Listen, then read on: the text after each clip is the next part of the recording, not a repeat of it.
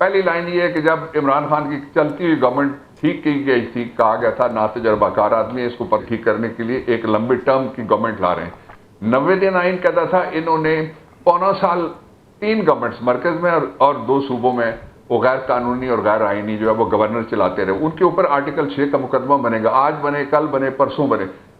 مشرف پہ بھی کوئی ایک دن میں تھوڑا ہی بن گیا تھا، لیکن کن کے اوپر آرٹیکل 6 کا مقدمہ بنے گا؟ تو ان کو کوئی نہیں، جنہوں نے پاکستان کے آئین کے اندر لکھے ہوئے 90 دن ان کو وائلیٹ کیا اور ایک لمبے عرصے تک گورنمنٹ چلائی، اور جو اختیارات انہوں نے استعمال کیے وہ سارے کا سارا آئین کے آرٹیکل 6 کے تحت بننے والا ہائی ٹریزن پنشمنٹس ایکٹ کا مقدمہ۔ اس دور کی عدالتیں کیا بری الذمہ ہوں گی ڈاکٹر صاحب؟ کیوں بری الذمہ ہوں گی؟ بری الذمہ جو عدالت ہوتی ہے وہ ہوتی تھی، بلکہ وہ 18ویں آئینی ترمیم کے بعد تھی۔ اب ہم نے آرٹیکل 6 کے اندر ایک نیا، میں اس وقت لا منسٹر تھا، ہم نے ایک نئی چیز ڈالی ہے جس میں یہ واضح طور پہ لکھا ہوا ہے کہ اگر کوئی ہائی کورٹ یا اگر کوئی سپریم کورٹ سہولت کاری کرے گی کسی آئین توڑنے کی، آئین کو سبوٹاج کرنے کی یا اس کو تاکہ نشیاں پہ رکھنے کی، تو وہ برابر کی اس جرم میں شریک ہوگی۔ تو وہ ظاہر ہے وہ کس طرح سے سہولت کاری کرتے ہیں، ججمنٹ کے ذریعے سہولت کرتے ہیں، جسٹس منیر نے پاکستان کا بیڑا غرق کیا تھا۔ لیکن اب جو میں تیسرے پہلو پہ جانے سے پہلے ایک لائن میں اور بولتا ہوں کہ آپ یہ دیکھ لیجیے کہ جنرل مشرف خلاف کیس کیا تھا۔ جنرل مشرف خلاف کیس یہ تھا، ایک سیاسی جج اور اس کے کچھ ساتھی اس نے ہٹائے تھے۔ یہاں تو فیڈرل گورنمنٹ گئی، جہاں تو پروونشل گورنمنٹس 2 چلی گئیں، اور اس کی جگہ کچھ لوگوں کو وہ اختیارات دیے گئے یہاں پہ جو اس سے پہلے بچے سکے کے پاس تھے، اور اس کے تھوڑے سے بعد آ کے وہ وائس آف انڈیا کے پاس تھے جو آخری لارڈ ماؤنٹ بیٹن تھا۔ اچھا، اب آپ آ جائیے جو تیسرا حصہ ہے آپ کے سوال کا، وہ بھی ایکولی امپورٹنٹ ہے۔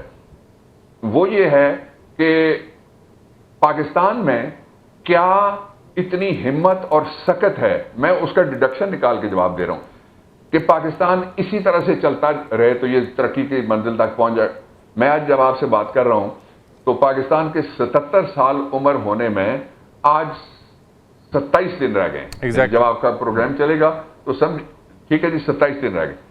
77 سال میں پہلے 4 سال کے اندر ہم نے قائد اعظم کھوئے، ہم نے لیاقت علی خان کو گولی ماری، اس کے قاتل کو گولی ماری، اور جو قاتل تھے مارنے والے ان کو ہم نے ایبٹ آباد میں جائیدادیں دی۔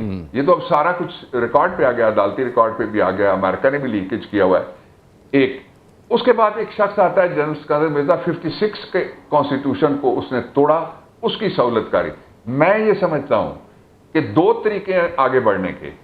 ایک طریقہ وہ ہے کہ جس نے کنگ آف انگلینڈ کو پھانسی دی تھی برسر عام، مرنے کے بعد بھی اس کی قبر میں سے، میں اس حد تک نہیں جاتا، ہمارا مذہب بھی اجازت نہیں دیتا، آرٹیکل 14 بھی، میں تاریخ کی مثال رکھتا ہوں۔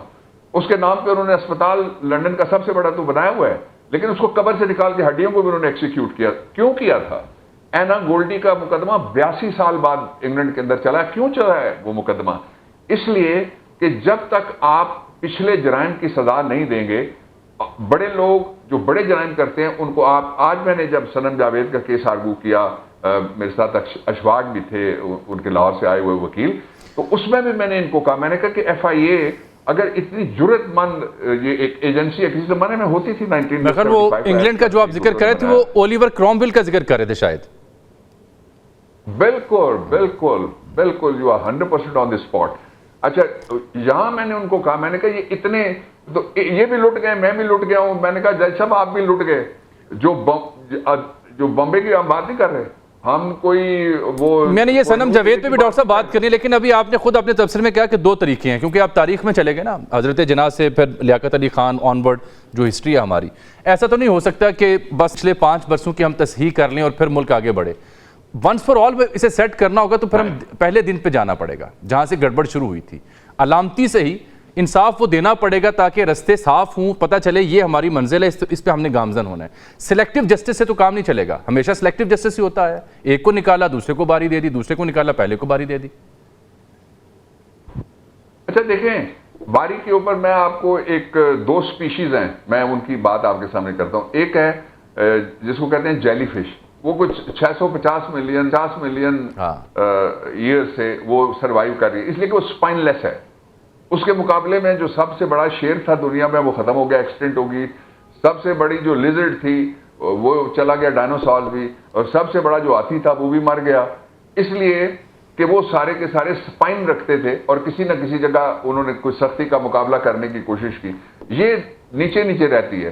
پاکستان کی تاریخ اگر آپ دیکھیں گے تو اسکندر مرزا سے لے کے جنرل مشرف تک ایک اقتدار ہے، اور دوسرا ان کی جو باقیات جس کے لیے بینظیر بھٹو نے ایک لفظ استعمال کیا تھا وہ سارے کے سارے آتے ہیں. جو اصل ایشو ہے میں اس کی طرف لے کے جاتا ہوں. یہ تو ایک کامنٹ تھا، رننگ کامنٹ. ایشو یہ ہے کہ پاکستان کو درست کرنے کے لیے ہمیں کانسٹیٹیوشن کی طرف جانا پڑے گا، اور کانسٹیٹیوشن میں لکھا ہوا کہ الٹیمیٹ ساورن آپ ہیں. جامی صاحب کا اور اس کے کیمرہ مین کا ووٹ الٹیمیٹ ساورن ہے. لاہور کا فیصلہ 28 تاریخ کو ایک ہو اور 29 تاریخ کو اگر وہ بدل دیا جائے، اسلام آباد کا فیصلہ ہو، آپ قانون بدل دیں، کہیں گے کہ کسی طریقے سے ہم چلنے نہیں دیں گے اس سارے نظام کو ہی، تو اس طرح سے بات نہیں بنے گی. وہاں سے بات گزر گئی ہے. میں آپ کو ریسنٹ تاریخ سے آپ 4 مثالیں اپنے سامنے رکھ لیں. آپ کے نزدیک ترین ہے جو جزائر مالدیب ہیں، وہاں پہ پڑوس کے 2 بڑے ممالک لگے ہوئے، اس کے باوجود وہاں پہ انقلاب آ گیا. سونک کا دھڑن تختہ لوگوں نے کر دیا ہے. اسی طرح سے فرانس کے اندر انقلاب آ گیا ہے. امریکہ کے اندر ریفارمسٹ ایک آدمی ہے جو ہمارے نقطہ نظر سے کیسا ہوگا کیسا کسی کو نہیں پتا، وہ آلموسٹ وہ سویپ کر رہا ہے. تو یہ کس نہیں، اب تو اور زیادہ مقبول ہو جائیں گے کیونکہ گولی لگی ہے انہیں، بچ گئے ہیں، مکہ لہرایا انہوں نے ٹرمپ صاحب نے. اب تو ان کی امکانات زیادہ روشن ہو جائیں گے. اچھا نہیں، اس سے پہلے بھی جو وہاں کی اسٹیبلشمنٹ کے جو امیدوار صاحب ہیں وہ بھی آپ کے سامنے، میں بزرگ آدمی احتراماً میں کچھ نہیں کہنا چاہتا، لیکن اسی طرح کے یہاں بھی ہیں جن کو، یعنی جتنا کوئی معذور آدمی ہے اس کو اتنے ہی بڑے، جتنا کوئی کرپٹ آدمی ہے اس کو اتنے ہی بڑے، جتنا کوئی مجبور آدمی ہے اس کو اتنے ہی بڑے. یعنی شرط ایک ہے صرف کہ آپ جیلی فش ہیں، جدھر آپ کو مڑنا چاہے مڑ جائیں. ڈاکٹر صاحب میں نے نا ابھی آپ سے نا یقین جانے سنم جاوید کے کیس کی بات کرنی ہے کیونکہ وہ 14 ماہ اور 4 دن ہو چکے، ایک دوسرا پرچہ آتا ہے. لیکن یہ جو کورس کریکشن کی آپ بات کر رہے ہیں، میں ایک عام شہری کے طور پر اگر آپ سے مخاطب ہوں تو میں کیسے مان جاؤں کہ اب جو پی ٹی آئی یا عمران خان صاحب اب جس انقلاب کی خواب دیکھ رہے ہیں وہ درست ہے؟ کیونکہ یہی عمران خان صاحب، یہی وزراء اب یہ کہتے ہیں برملا کہ فلاں غلطی ہم نے کی اپنے دورے اقتدار میں، ایک کرنل چلاتا تھا، ایک بریگیڈیئر چلاتا تھا، ہم سے یہ غلطی ہوئی، ہم سے یہ غلطی ہوئی. اقتدار جب ملتا ہے، ایک پیج پہ جب جاتی ہیں سرکاریں وہاں مقتدرہ کے ساتھ، تو رویے بھی بدل جاتے ہیں، وہ جو خواب دکھائے جاتے ہیں وہ بھی بدل جاتے ہیں. تو اب میں کیسے یقین کر لوں کہ اب واقعی انقلاب آئے گا پی ٹی آئی کے ذریعے، عمران خان صاحب کے ذریعے؟ دیکھیں یہ جو کہتے ہیں نا وہ پتہ نہیں کہاں سے کہتے ہیں. جو دل سے کہتے ہیں وہ تھے جنہوں نے 8 فروری کو ووٹ دیا ہے، اس لیے ان کی آواز سنی جانی چاہیے. یہ جو کہتے ہیں ان سے پتہ نہیں کس کس قیمت کے اوپر کہلایا جاتا ہے، میں اس تفصیل میں نہیں جانا چاہتا.